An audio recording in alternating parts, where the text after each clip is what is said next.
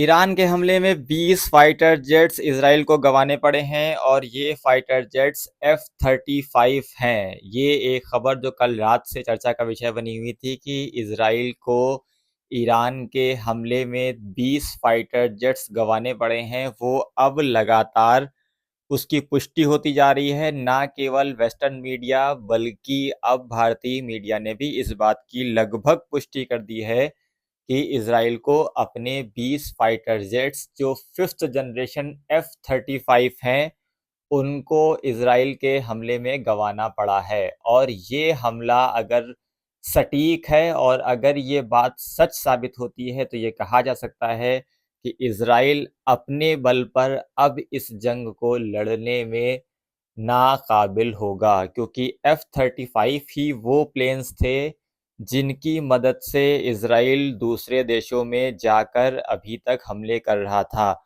और ईरान के हमले के बाद से कई अरब ममालिक, जिसमें से खुद ईरान, सऊदी अरब, बहरीन, सीरिया, यमन, लेबनान में ईद जैसा माहौल होता जा रहा है, क्योंकि अभी तक इजराइल लगातार मुस्लिम कंट्रीज पर हमला कर रहा था और कोई भी उसको जवाब देने के लिए खड़ा नहीं हो पा रहा था।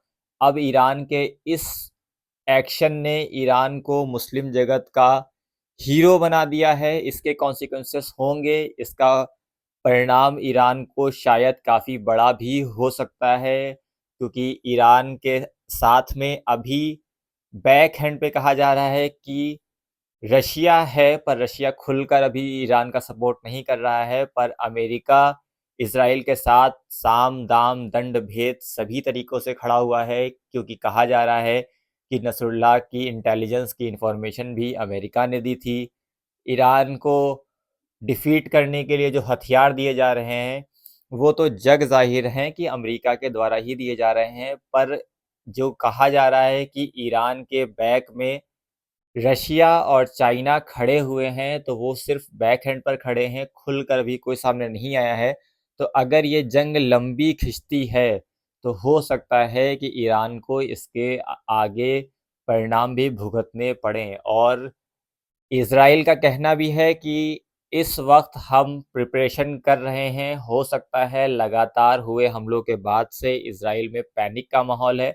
और ये भी देखने में आया है कि इजराइल के काफ़ी ज़्यादा, ऐसा है कि सोशल मीडिया और ना केवल इजरायली मीडिया का कहना है कि इस वक्त इजराइल के 1 मिलियन से ज़्यादा लोग बंकरों में छुपे हुए हैं और अपनी जान बचाने के लिए बंकरों के अंदर हैं। तो इस तरीके का पैनिक का माहौल ईरान में, इज़राइल में बन चुका है। और ईरान ने जो किया है, वो सभी की सोच से काफ़ी ऊपर का था, क्योंकि किसी को भी इस बात की उम्मीद नहीं थी कि अमेरिका का पूरा हाथ होने के बावजूद ईरान इतनी बड़ी घटना को अंजाम दे देगा।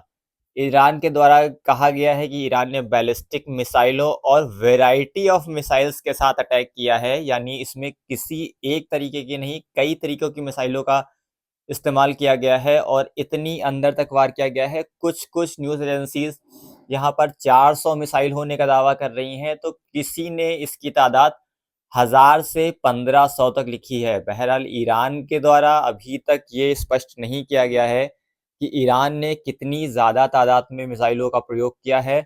और जैसा कि बताया मैंने आपको स्टार्टिंग में कि F-35 जो फाइटर जेट है इनका, उसके 20 से ज़्यादा जो फाइटर जेट्स को नुकसान हुआ है। तो आपको बता दूं, F-35 वो फाइटर जेट है जिसको किसी भी रडार से पकड़ना लगभग नामुमकिन होता है, क्योंकि उसकी रफ्तार और उसका जो बनावट है, उसकी वजह से वो इतनी ज़्यादा ऊंचाई पर उड़ सकता है कि उसको कोई भी रडार पकड़ नहीं सकता है। और F-35 का नुकसान इजराइल के इतिहास का अब तक हुआ सबसे बड़ा नुकसान होगा और इसका खामियाजा इजराइल को अपनी जंग में पीछे हटने पर भी मजबूर कर सकता है।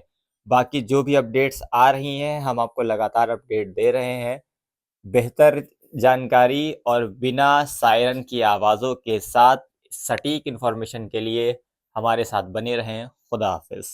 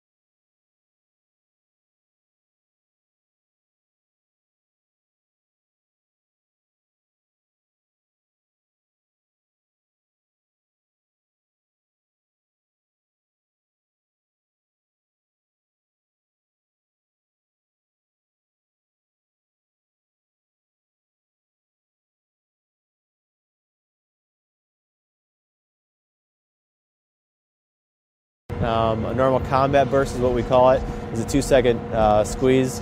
So with the gun spinning out, that's around 112 rounds for 2 seconds. With the amount of rounds that we have, which is 1,100, I guess about 9 trigger pulls of useful, combat damage that we can provide. The gun is by far the Hog Pod's favorite